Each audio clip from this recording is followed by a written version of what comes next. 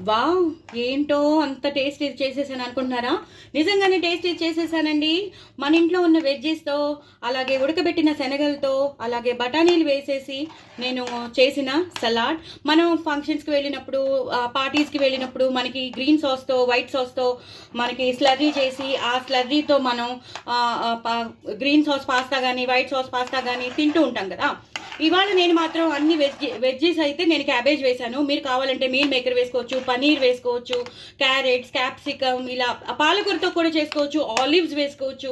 ఇలా రకరకాల వెజ్జీస్ ఏవైతే ఉంటాయో అవన్నీ వేసుకుని మీరు చేసుకోండి. నేను మాత్రం ఓన్లీ గ్రీన్ పీస్ అలాగే శనగలు క్యాబేజ్తో చేసేసాను. సూపర్ వచ్చింది. దీన్ని ఎలా చేశానో ఈ స్లర్రీని మాత్రం మీరు తప్పకుండా నేను వీడియో షేర్ చేస్తాను. తప్పకుండా చూడండి, చేసుకోండి. మైదా లేకుండా నేను చేసేసాను. చాలా చాలా బాగా వచ్చింది.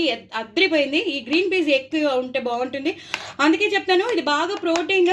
ఇందులో వేసినవన్నీ హెల్దీవే. సో అందుకని తప్పకుండా మీరు చేసుకోండి. ఎప్పుడు పాస్తాలే ఉండాలి, వేరేవేవో ఉండాలని అనుకోక్కర్లేదు. మన ఇంట్లో ఉన్న వాటిలతో, వెజ్జీస్తో కూడా, శనగలతో కూడా చేసుకోవచ్చని నిరూపించాను. మీకు ఇంకా కావాలంటే ఎడిషన్స్ మీరు చేసుకోవచ్చు. బట్ పుదీనా, ఈ కొత్తిమీర, ఆ స్లర్రీ మాత్రం మీరు తప్పకుండా చూడాల్సిందే.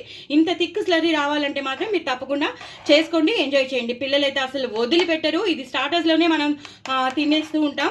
పిల్లలైతే చాలా ఇష్టపడతారు. పిల్లలే కాదు, పెద్దవాళ్ళు. నాకు కూడా చాలా ఇష్టం. మరి మీకు కూడా ఇష్టంగా ఉందా? మీరు కావాలంటే బ్రోకోలీ వేసుకోవచ్చు, కాలీఫ్లవర్ వేసుకోవచ్చు, క్యాప్సికమ్ అలా స్క్వేర్గా కట్ చేసి వేసుకోవచ్చు. నేనైతే క్యాబేజ్ ఒకటే వేశాను. అద్రిపోతుంది. చాలా చాలా ప్రోటీన్, చాలా చాలా హెల్దీ.